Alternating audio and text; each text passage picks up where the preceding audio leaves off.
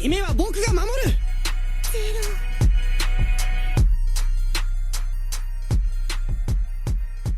Hey everybody, welcome back to the podcast. Danny here, and today we're talking to you about Maho Tsukai Kurohime, or just Kurohime for short. Kurohime, or Black Princess as it's translated here, is, to my surprise, a Shonen Jump series from back in the day, actually monthly, serialized in, just Shonen Jump Monthly, the standard one back in the day. This was from 2008 to 2011, whopping 11 years, 87 chapters here, all fully translated as well, which is a surprise because I never really heard about this series, and turned out I even got a PS2 game back in the day, but Japan only. So yeah, it's just one of those series that, you know, it was, I guess you could say, underground out here in the West. This was during that early era where Shonen Jump advanced. I don't know if they're still calling the monthly series that out here, but like Claymore and stuff, you know, that's where a lot of those mangas come from. And again, just a lot of stuff under the radar. And I just picked it up. Title cover just looked interesting, and I thought I'd check it out. And sure enough, some interesting stuff here. Other stuff we can get into right now. So right off the bat, let's go ahead and get into this series, man. Written and drawn by one Masanori Katakura. I thought this was the Medaka Box artist, but no, he's only done a few other series. And just looking at him, it's clear that this one was his big hitter. And we have the main premise here, which is our main character, Zero, comes in and he's looking for this woman named Kurohime. She saved his life back in the day, and he wants to repay it.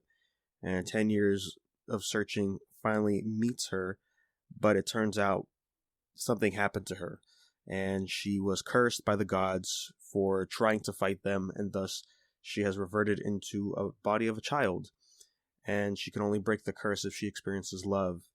And just the passion Zero shows her about how he feels about her and all this stuff, she starts to catch feelings in this first chapter, and thus reverts her body back into adult form and is able to use the full power of her magic. She thinks, oh, this is cool, this is the end. But of course, at the end of the chapter, she reverts back because it was only a temporary feeling that she had. And then once she went back to her arrogant kind of ways, she reverted back to a child. So now she's traveling with Zero in search of a way to fix the cure. And the reason she's traveling with Zero is because if he can make her fall in love again multiple times, and then she could revert into her original form. It's it's pretty standard for back in the day. It was very scenario of the month for this series. And at first it's like, again, this is early 2000s, so this was during the era when a manga can start very comedic and action heavy, and then you just try to figure out where to go from there, right? Look at Katekyo Hitman Reborn, right, from Weekly Shonen Jump. A perfect example of what a manga does. They explain this in Bakuman as well, to where, like, you can start off with comedy and gags, but then you have to determine, are you going to continue that route, or are you going to go the action route?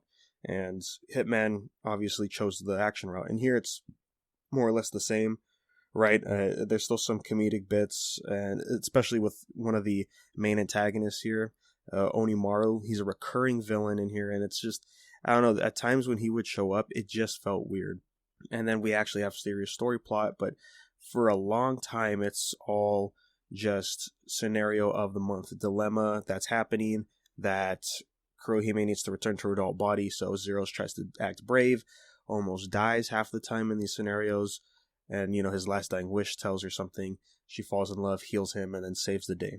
It's not until a good third of the way into the series where I feel we could actually break away from that. And then it gets a lot better at that point. And then, it's a little roller coaster here, but we'll get into that. But first, I want to say, man, the environment here, the world that we're set in is so good.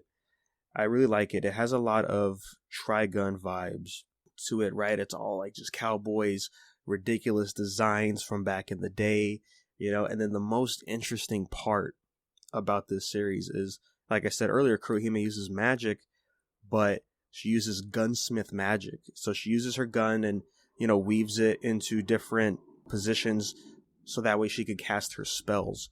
And there's a lot of varying spells that she knows, Black Princess being her name. hence is that she was I believe the most powerful spellcaster, like on the planet or whatever, or wherever they're at, and then that's why she went to go fight the gods. And we get into her backstory about that towards the back half of this manga, and really good, solid writing for the most part when it comes to building character development for everybody.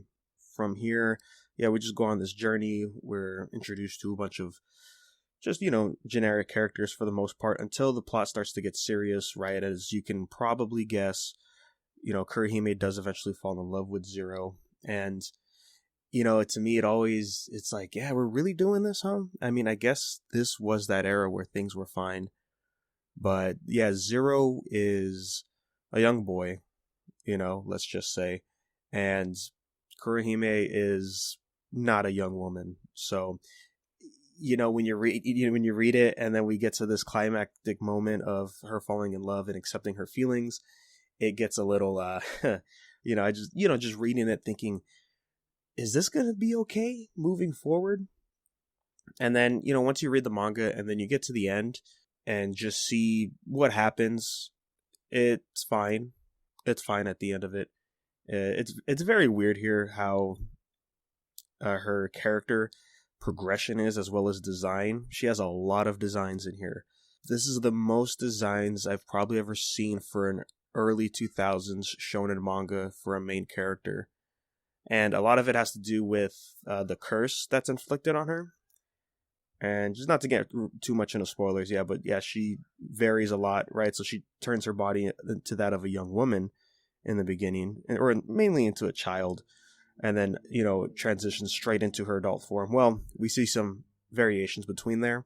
My only problem with that, with the final design that they chose for her, is that I miss her original design, because maybe it's just the way art was back in the day with manga, if you know what I mean, right? Like early Naruto, early, I guess Bleach too, early Fairy Tail, end of Rave Master type of art style, right? Just the way hair was drawn, like the details in there. And then as you reach the end of a manga, you can always see that the art gets simpler. And maybe that has to do with the taxing days it is to be a mangaka. You are pretty much drawing nonstop. You're always 2 to 3 chapters ahead, constant meetings with the editor trying to determine which route you're going to take, because you're writing multiple branches at critical points in arcs. And, you want to get the load off of your job. So drawing it simpler always helps, right?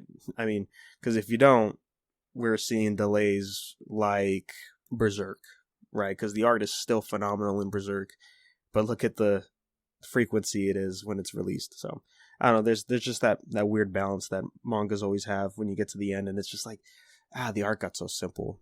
And I mean, the art's still good here, without a doubt, when you reach the end, but it's just not in the same type of detail. And maybe maybe it truly is an era thing, because like I said, it ended in 2011.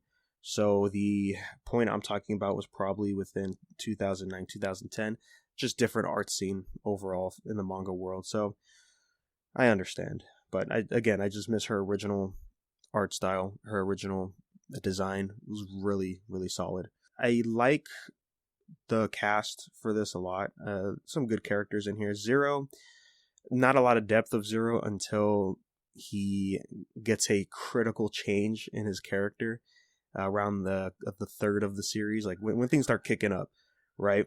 He gets a drastic change, and oh my goodness, man, is it the edgiest design you will see for a main protagonist. It's so, man, yeah, I was like, yep, this was that era, no doubt about it. You could see me drawing this in a sketchbook back in middle school or something, And Kurohime's personalities, it's very generic during this time. Again, very generic in the beginning. Half of it is when she's a child, so what does she do? Act like a bratty child. And then when she's a mature adult, she's going to act like a mature adult. And then it's not until we start varying into her, like start actually getting deeper into her quest as a character, she starts showing up more. So, if you're going to read it, I more or less would recommend this. Just be patient for the first third of the series, because a lot of repetition, right? This is that era. This is nothing foreign for veteran manga readers or anime watchers for that matter. Once you can pass all of that, then boom, you're into the story. I think where the story really starts. Honestly, like the whole third of this series is more of a prologue into what our main character Kurohime is off to do. We get a lot more characters, a lot more depth in the writing, which is pretty solid. There's even a time travel arc, and man, there is one character that shows up in the time travel arc that is just such a Trigun design. It's so good. Even the weapon he uses is just ridiculous. Magic is great. I like how varying it can be, how unique it could be for some characters. We're introduced to a lot of the gods here that banished Kurohime back into the mortal world as she tried to fight and kill them. Some of their stuff's great too. A lot of edge for the darker side, right? Like when we get to the underworld, like the Hades in Japan. I don't remember his name, or Japanese gods. Is this series is fine. It's good until we get to a certain point, and it's so over the top ridiculous that I was like, this is not a way to end this type of manga. The shot that's just so ridiculous with this one final attack to end it all. And I was like, this is just going too much. And then actually, seeing the final chapter, like the last few pages, and how like it's essentially a cliffhanger. We don't get to see a resolution with our characters, which for me is always sad to see, that we don't get anything at the end involving our characters, just to see, what are they going to do after everything is over. And we didn't get to see that. But what they showed off, it honestly made me think, and I'm like, this, if they wanted to, could just be the origin, or like the prologue to Trigun. Of course they would go that route type of deal. Comedy bits still sprinkled throughout the main series. Onimaru, like I mentioned, he's a fat Akuma parody, and he is in here throughout the whole series. And man, like once he's a gag character, I thought that was it, but then they just made it even more of a gag, and it's one of those gags to where characters will constantly sort of bring it up, and to me it's like, I'm just not a fan of this, just not a huge fan. Really like the art, like I said, even during the transitions of the new style it goes through, it is still good. Again, it's just the design for Kurohime. I was like, come on, we could change it up. One of our supporting characters here, Asura, she's cool. She has a great design. Not a demon, but like a spirit or something like that. When she transforms into her form, it's really good stuff. I believe she's actually based off of a real Japanese myth or something like that. There's a couple in here, like Yuki Onna shows up in here, right? The Ice Maiden or whatever that it translates to. And I was like, oh, I remember that from Neo. That's cool. The fights in here are pretty great, really solid. Like I said earlier, the magic can be varying with Kurohime. I think that's really nice. And when she gets serious and starts using magic, not only on herself, but against her opponents during the same time, really solid stuff. There's a good 4-on-1 fight, right? There's like this group that sort of teamed up because they all hate Kurohime for different reasons. And they had to fight her in her prime. Whew, really good stuff. There were some nice surprises in here towards the end. During the time travel stuff, we got some answers for a lot of things, which really threw me off. I was expecting some of it to pay off at the end. Not really, but one mysterious recurring character was revealed, his true identity, and I wasn't what I thought it was. I thought it was definitely going to be something else. But still, it was great. It was great overall. And the way the back end of this story is written really feels like a video game, right? Oh, Kurohime, come. We must release, this goddess. But in order to do that, we have to acquire these magical items to basically enhance your weapon, so that way you have enough power to break her free, and then she'll grant you your wish. The whole reason you're on this journey. And then from there, we're introduced to mid boss fights. Then basically it's the gods coming in, and man, the first time we see Kurohime fight a god, in the series was great stuff. It reminds me a lot of God of War, honestly, just because of the her reasoning is not the same, but the emotions are still the same that she has, and then just the combat, like what it takes to fight a god. And the first god she fought was like the size of a titan. I think the manga could be worth a read. I just think that the ending is not satisfactory. It's just too over the top for me when it comes to this, because we didn't even get to where we really wanted to go with our main objective here for Kurohime, right? Because her main objective the entire time is she still wants to defeat all the gods, and sure, we kind of get an answer for that, but at the same time we really don't. And that was a little just disappointing. Like towards the very end of this series, it feels very fast paced. Everything's accelerating to exponential proportions that just sort of threw me off for a loop for a moment when I was reading. I was like, why are we going this route? Yeah, okay, so I don't know specifically if the manga was canceled during its serialization, but it turns out it is canceled out here in the West. They only translated 14 volumes out of, what was it, 18? Yeah, so that sucks. Just 4 volumes away would have been done.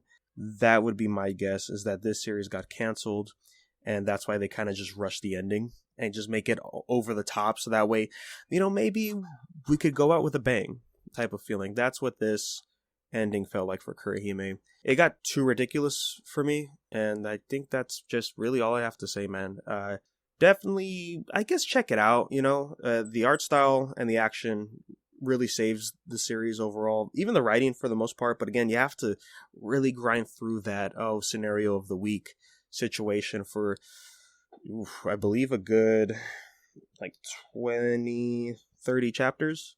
Reading through this, it being a monthly manga, it's been a long time since I actually dove into a brand new monthly series, and really takes a while for you to go through a chapter. I was like, wow, I forgot how this felt like.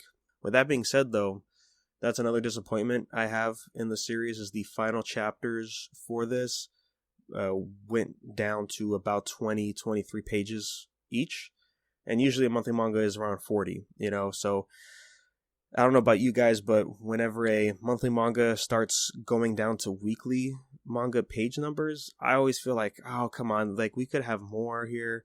And maybe that is have to do with the fact that it could have got canceled. I don't know. I tried to look it up, but I didn't see anything substantial about it other than just the English translations were canceled, probably due to low sales, which I, wouldn't be too surprised. And that was back in 2010, I believe. Regardless, that's all I really have to say about Kurohime. Thanks for sticking around, guys. You can send us an email, universepodcast@gmail.com. Have you checked out Kurohime? Would love to hear your thoughts. Of course, you could always follow us at Universe Podcast anywhere you go. Let you know when the latest episode drops. That's all for us today, guys. Thanks for listening. We'll catch you next time.